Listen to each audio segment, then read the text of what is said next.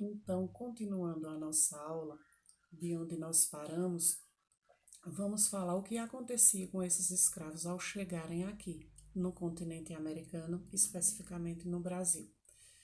Chegando aqui, aqueles escravos que sobreviviam às viagens, eles eram comercializados com os senhores de engenho e também com os senhores donos de minas, do comércio. Como era feita essa venda do escravo? Os escravos, eles eram exibidos em feiras, vendidos como se fosse uma mercadoria qualquer, como se fosse até um animal. Eles eram vendidos para força de trabalho, eram analisados como se fossem animais. A gente pode até constatar aqui em algumas imagens. Aí são os escravos expostos nas feiras livres, né? Eles eram colocados na praça para observação daqueles que estavam com interesse de comprá-los. Aqui a gente vê um senhor de engenho examinando um escravo como se fosse um animal. Eles apalpavam os músculos dos escravos para ver se eles eram realmente fortes. Eles olhavam os dentes, como se fazia com os cavalos, para ver se esse escravo era saudável. Algumas vezes eram vendidos em forma de leilão. Eles montavam em praça pública um palco, um pequeno palco, e iam trazendo um a um os escravos vindos da África para que os interessados lá de baixo fossem dando os valores até conseguir uma venda ou uma compra. Também acontecia deles colocarem nos jornais da época os anúncios, como esse daí que diz: vende-se um bonito mulato, alfaiate e bom copeiro, de 21 anos de idade. Quem o pretender, dirija-se à Rua da Consolação, número 38. Era muito comum colocar anúncio de escravos, assim como hoje a gente vê que se coloca anúncios de carros, de móveis, de terrenos. Outro exemplo de anúncio: escrava. Vende-se uma mulata de 38 anos com um filho de 3 anos de cor clara e compra-se uma negrinha de 10 a 12 anos para tratar a rua Quitanda número 20. Então, costumava-se muito colocar anúncios no jornal para conduzir a essas vendas. Se o escravo filho tivesse cor clara, ele era mais bem pago, era mais valorizado. E geralmente esses escravos de cor clara, eles eram frutos do abuso sexual que os patrões faziam com as empregadas. A escravidão oficial aqui no Brasil, ela inicia mais ou menos em 1570 e vai até o ano 1888. E esses escravos, estando aqui no Brasil, depois de comercializados, eles iam trabalhar em quê? Nas lavouras de cana-de-açúcar, né, no plantio da cana. Essa cana ela era transportada para os engenhos. Lá existiam outros grupos de escravos que trabalhavam nos engenhos, na produção do açúcar. Eles também eram levados para as minas, para o extrativismo, para extrair de lá os minerais. E alguns ficavam na casa grande, realizando trabalhos domésticos. Então, nesses três primeiros modelos de trabalho, o escravo ele sofria muito porque era um trabalho muito pesado, eles apanhavam muito, eram castigados e se alimentavam muito mal. Já no quarto caso, que são os trabalhos domésticos, são trabalhos mais aliviados, eles trabalhavam na sombra, trabalhavam muito, né? Cuidavam de todo o trabalho doméstico dentro de casa, mas era um trabalho menos cruel, menos pesado do que esses outros três. E também acontecia os trabalhos urbanos, os escravos que eram vendidos para proprietários que viviam na zona urbana, eles trabalhavam de outra forma, era o chamado escravo de ganho.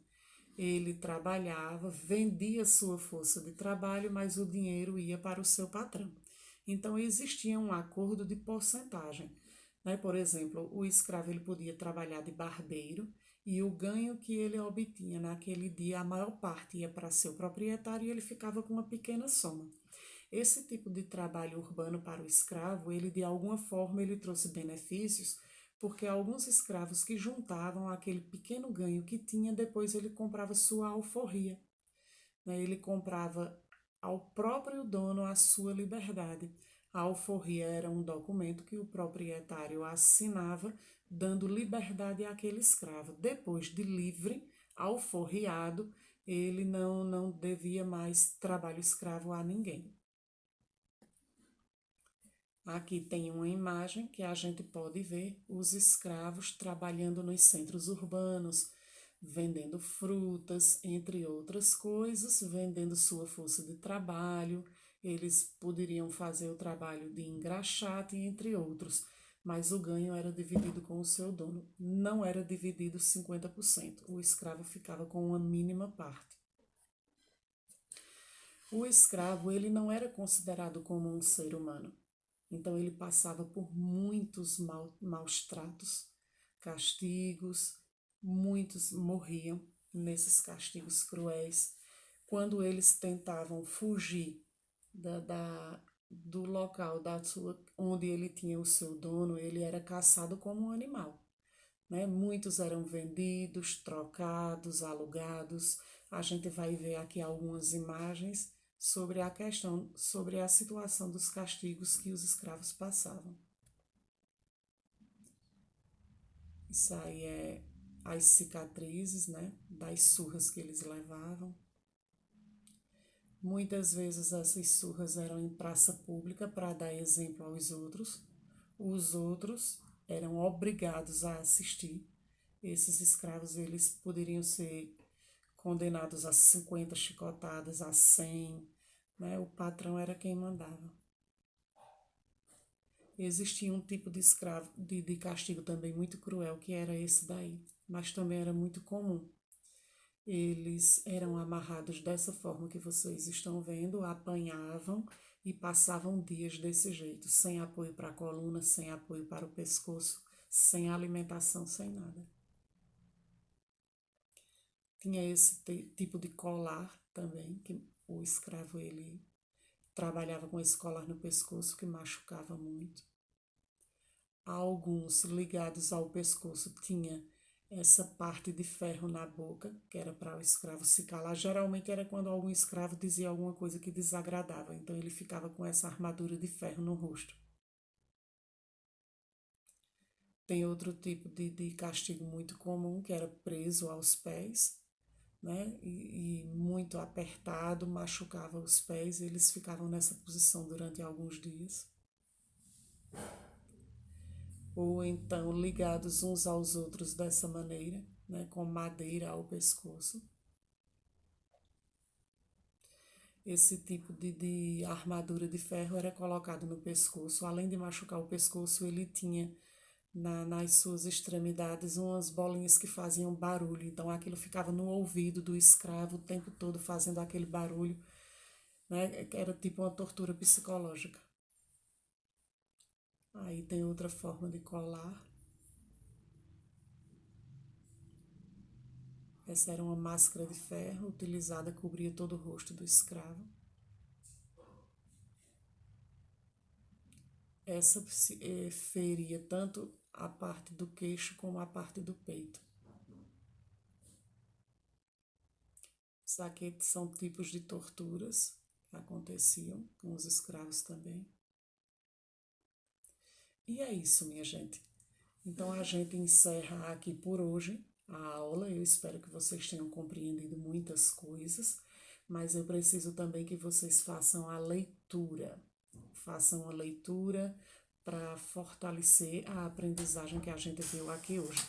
Esse endereço eletrônico, ele trata da leitura de um site que vai falar um pouco do que a gente aprendeu e do que a gente conversou aqui hoje. Então, façam essa leitura, porque na próxima semana a gente vai fazer uma atividade sobre ela. E também no caderno de vocês, vocês vão fazer uma pesquisa sobre o tema escravidão, só que na atualidade. Então, vocês vão procurar saber, ainda existe escravidão na atualidade? Então, procurem ver pesquisar de alguma forma se ainda existe escravidão na atualidade e se existir, como é que ela acontece hoje? É da mesma forma que há alguns 500 anos atrás? É da mesma forma? Se sim, se não, procurem fazer essa pesquisa, escrevam no caderno de vocês e enviem as fotos das atividades para o grupo de WhatsApp para que a professora de história ela possa fazer essas anotações. Então, na próxima aula, nós vamos fazer uma atividade sobre esse link que eu coloquei aí para vocês fazerem uma leitura e também vamos fazer uma correção da pesquisa sobre a escravidão nos tempos atuais. Então, boa noite a todos. Espero que vocês tenham uma boa noite de sono e de aprendizagem. E até a próxima semana.